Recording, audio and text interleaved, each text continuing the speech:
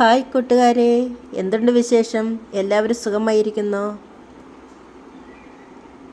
ഇവിടെ ഇന്നത്തെ എൻ്റെ വിശേഷങ്ങൾ നിങ്ങൾക്ക് കാണണ്ടേ? നമുക്ക് വീഡിയോയിലേക്ക് പോകാം. രാവിലെ എൻ്റെ പതിവ് ജോലിയായിട്ട് ഉള്ള മുറ്റം തൂപ്പാണ് തുടങ്ങുന്നത്.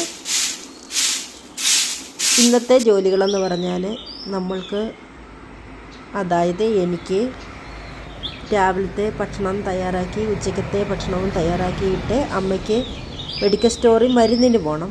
അപ്പോൾ അതിന് വേണ്ടി ഞാൻ നമ്മുടെ ഇവിടുത്തെ ജോലികൾ ചെയ്യുകയാണ്. അപ്പോഴൊരു വീഡിയോയും എടുക്കാമെന്ന് വിചാരിച്ചു. അങ്ങനെ വീഡിയോയും എടുക്കുകയാണ്. എല്ലാ കൂട്ടുകാരും എന്നോട് സഹകരിക്കുമല്ലോ. അപ്പോൾ നമുക്ക് വീഡിയോയിലേക്ക് പോകാം. അപ്പം കുറേയേറെ മുറ്റം തൂക്കാനുണ്ടായിരുന്നു. അതായത് നമ്മുടെ വീടിൻ്റെ മുറ്റവും നമുക്ക് ഷീറ്റ് അടിക്കുന്ന അടുത്ത് കുറേ മുറ്റമുണ്ട്. അതിൻ്റെ ചുറ്റുപാടും ഏറെ മരങ്ങളാണ്. കരിയില ഇഷ്ടം പോലുണ്ട്. പിന്നെ എല്ലാ ദിവസവും അത് തൂത്തുവാരി ചുടുക പതിവാണ്. ഇന്നും പതിവ് പോലെ തൂക്കാൻ വന്നതാണ്. അപ്പോൾ ഞാൻ അതെല്ലാം കരിയിലകളെല്ലാം കൂടെ തൂത്തുവാരി തീയിട്ട് കരിക്കുകയാണ്. ഇന്നലെ ഞാനൊരു വീഡിയോ ആണെങ്കിൽ അപ്ലോഡ് ചെയ്തിരുന്നു. ഞാനാണെങ്കിൽ ശബ്ദം കൊടുത്ത് എൻ്റെ സ്വന്തം ശബ്ദമാണ് കൊടുത്തിരുന്നത്. പക്ഷേ എന്തോ അത് ഒരു എന്നാ പറയുന്നത്, എഡിറ്റിങ് വന്ന ഒരു പാകപ്പഴയാണ്. അതായത് എൻ്റെ കയ്യിൽ നിന്ന് വന്ന തെറ്റാണ്. ഞാൻ എന്തോ പ്രസ് ചെയ്ത് ആ ശബ്ദം അങ്ങനെയായിപ്പോയി. തിരിച്ചെനിക്ക് അതൊന്ന് മാറ്റിയെടുക്കാനും അറിയത്തില്ല. പിന്നെ ഞാൻ ആ ശബ്ദത്തിൽ തന്നെ അപ്ലോഡ് ചെയ്തു. ഒരു കൊച്ചു കുട്ടി സംസാരിക്കുന്ന രീതിയായിപ്പോയി. കൂട്ടുകാരൊക്കെ ആ വീഡിയോ കണ്ട് എന്നെ കളിയാക്കല്ലേ. എനിക്കറിയാൻ വയ്യാതെ ചെയ്തു പോയതാണ്.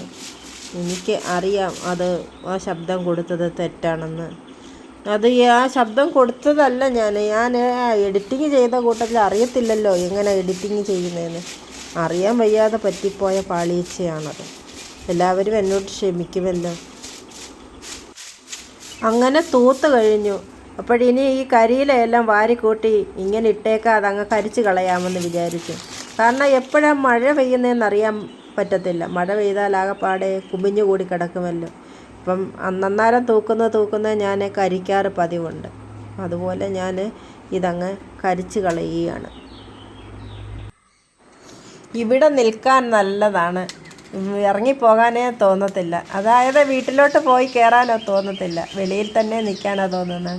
നല്ല കാറ്റ്, കിളികളുടെ ശബ്ദം, നല്ല പച്ചിപ്പ്, ഇതെല്ലാം ഓർത്ത് ഇതെല്ലാം കണ്ടും കേട്ടും കൊണ്ട് ഇരിക്കാൻ നല്ല രസമാണ് കൂട്ടുകാരി. ഇതാണ് ഞങ്ങളുടെ ഗ്രാമപ്രദേശത്തിൻ്റെ പ്രത്യേകത.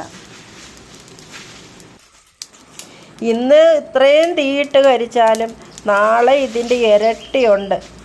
കരിയിലെ അങ്ങ് പൊഴിഞ്ഞ് കുന്നുകൂടുകയാണ്. ഇപ്പോഴേ ഇതെല്ലാം അങ്ങ് കരിച്ച് കളഞ്ഞു. ഇനിയും നമ്മുടെ വീട്ടിലേക്ക് പോകാം.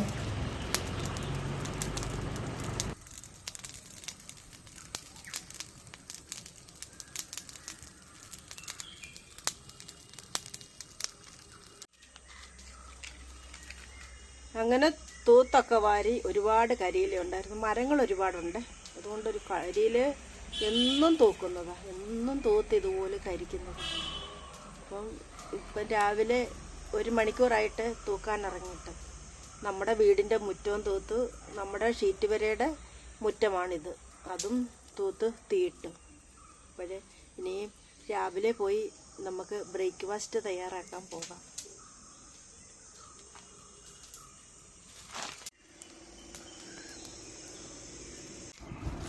അടുപ്പ് കത്തിക്കാൻ വിറക് വേണം. വിറകെടുക്കാൻ പോവുകയാണ്.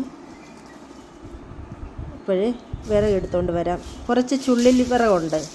അപ്പം അത് ആണെങ്കിൽ എളുപ്പം അടുപ്പ് കത്തിക്കാമല്ലോ. അതിന് നമ്മുടെ പറമ്പിലാണെങ്കിൽ കുറച്ചധികം വിറകുകൾ കിടപ്പുണ്ട്. ഇനിയും ഇതെല്ലാം ഒന്ന് പറക്കിയെടുത്ത് നമുക്ക് സൂക്ഷിച്ച് വെക്കണം.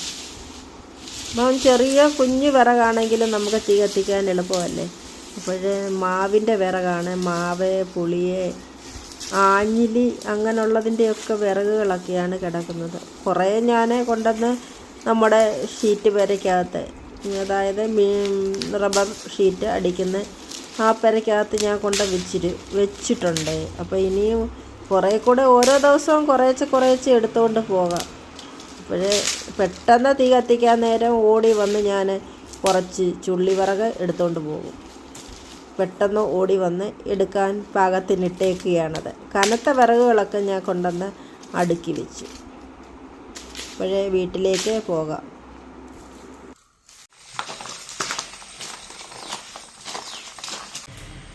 അങ്ങനെ ചുള്ളിവിറക് എടുത്തുകൊണ്ട് വന്നു. ചുള്ളിവിറകെന്ന് പറഞ്ഞാൽ ചെറിയ പീസ് വിറക്, കുഞ്ഞ് കനം കുറഞ്ഞ വിറക്. അത് അടുപ്പ് കത്തിക്കാൻ നല്ലതാണ്. അപ്പോൾ അടുപ്പ് കത്തിച്ചു. ഇനിയും ചോറ് വയ്ക്കാനും വേണ്ടി വെള്ളം അടുപ്പത്ത് വയ്ക്കുകയാണ്. അപ്പം തീ കത്തിപ്പിടിച്ചു, വെള്ളം അടുപ്പത്ത് വെച്ചു. ഇനിയും രാവിലെ ഉള്ള നമുക്ക് ദോശ ഉണ്ടാക്കാം. അതിനു മുമ്പായിട്ട് ഞാൻ സാമ്പാറാണ് വയ്ക്കുന്നത്. സാമ്പാർ വെച്ചെടുത്ത ശേഷം നമുക്ക് ദോശ ഉണ്ടാക്കാമല്ലോ. അപ്പോൾ ഇന്നലെ ഞാൻ ദോശമാവ്, അതായത് അരിയൊക്കെ അരച്ച് വെച്ചിരുന്നു. അതിന് സാമ്പാറാണ് വയ്ക്കുന്നത്. അതാകുമ്പം നമുക്ക് ഉച്ചക്കത്തേക്ക് ഉള്ള ചോറിനും സാമ്പാർ എടുക്കാമല്ലോ. അതുകൊണ്ടാണ് ഞാൻ സാമ്പാർ വയ്ക്കുന്നത്.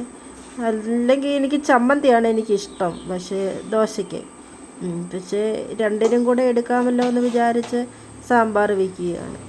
അതായത് എനിക്ക് ഈ ആഹാരം വെച്ച ശേഷം നല്ല വെയിലാകും. അപ്പോഴത്തേന് 10 മണിയൊക്കെ ആകുമ്പോഴത്തേന് എനിക്ക് ജംഗ്ഷൻ വരെ പോകണം. അമ്മയ്ക്ക് മെഡിക്കൽ സ്റ്റോറിൽ പോയി അമ്മയ്ക്കുള്ള മരുന്ന് വാങ്ങിച്ചുകൊണ്ട് വരണം. അപ്പോൾ അമ്മയുടെ മരുന്നൊക്കെ തീർന്നു. രാവിലെ അമ്മയ്ക്ക് ഭക്ഷണമൊക്കെ കൊടുത്ത ശേഷം പിന്നെ ഞാൻ ഗുളികയും മരുന്നുമൊക്കെ വാങ്ങിച്ചുകൊണ്ട് വന്നു കഴിഞ്ഞിട്ട് എനിക്ക് ഭക്ഷണം ഉണ്ടാക്കുക എന്നെക്കൊണ്ട് നടക്കുന്ന കാര്യമല്ല. അതായത് ആകപ്പാടെ ഈ വെയിൽ കൊണ്ടങ്ങ് ക്ഷീണിച്ചു എന്ന് പറഞ്ഞാൽ ഇപ്പോഴത്തെ വെയിലാണ്, നടക്കാൻ പോലും പറ്റത്തില്ല. അത്രയ്ക്ക് ഭയങ്കര ചൂടാണ് ഇവിടെ. ചൂടും രാവിലെയും വൈകിട്ടുമൊക്കെ നല്ല കാറ്റും കാര്യവും നല്ല സുഖമാണ്. പക്ഷേ ഉച്ചയാകുമ്പോഴത്തേക്കിന് ഉദിക്കുന്ന വെയിലിന് എന്തോ ഒരു ചൂടാണ്. ഇപ്പോഴേ നമ്മുടെ സാമ്പാറൊക്കെ വെച്ചു. അത് കഴിഞ്ഞിട്ട് പിന്നെ നമ്മുടെ ദോശ, അതും ഞാൻ ഓരോന്നായി ഉണ്ടാക്കിയെടുക്കുകയാണ്. ഞാൻ രാവിലെ തൂക്കാൻ കയറിപ്പോയത് ഒരു കടുകാപ്പി കുടിച്ചുകൊണ്ടാണ് കയറിപ്പോയത്. ചായ ഒന്നും അനത്തിയില്ല. അപ്പോൾ ഞാൻ ഓർത്ത് ദോശയ്ക്ക് വേണ്ടി ദോശ കഴിക്കാറാകുമ്പോഴത്തേക്കിന് ചായ വെച്ചാൽ മതിയല്ലോ എന്നും വെച്ച് ഞാനിപ്പോഴാണ് ചായ ഉണ്ടാക്കുന്നത്. ഇപ്പോഴും നമ്മുടെ സാമ്പാറൊക്കെ വെന്ത് അതിന് കടുകൊക്കെ വറുത്ത് മസാലയൊക്കെ ചേർത്ത് ഇട്ട് ഒന്നുകൂടെ ഒന്ന് തിളപ്പിക്കുകയാണ്. അങ്ങനെ നമ്മുടെ രാവിലത്തെ ബ്രേക്ക്ഫാസ്റ്റും തയ്യാറായി. പിന്നെ കുറച്ച് മീനുണ്ടായിരുന്നേ, അത് വെട്ടി വെച്ച് അത് തോരൻ വയ്ക്കാമെന്ന് വിചാരിച്ച് വെട്ടുകയാണ് ഞാൻ. ചെറുമത്തിയാണ്, കുഞ്ഞുമത്തിയാണ്. ഇതുവരെയും മുഴുത്ത മത്തി, അതായത് വലിയ മത്തി. ഇവിടെ മുഴുത്താന്നൊക്കെയാണ് പറയുന്നത്. അതുകൊണ്ട് സോറി കൂട്ടുകാർ, ക്ഷമിക്കണേ. അപ്പം ഞങ്ങളുടെ ഈ സ്ലാങ് ഇങ്ങനെ പത്തനംതിട്ട ജില്ല സ്ലാങ് ഇടയ്ക്കിടയ്ക്ക് കയറി വരും. നമ്മുടെ നാട്ടുഭാഷയല്ലേ, അതൊക്കെ ഇടയ്ക്കിടയ്ക്ക് വരും. അതൊക്കെ ഒന്ന് ക്ഷമിക്കുക.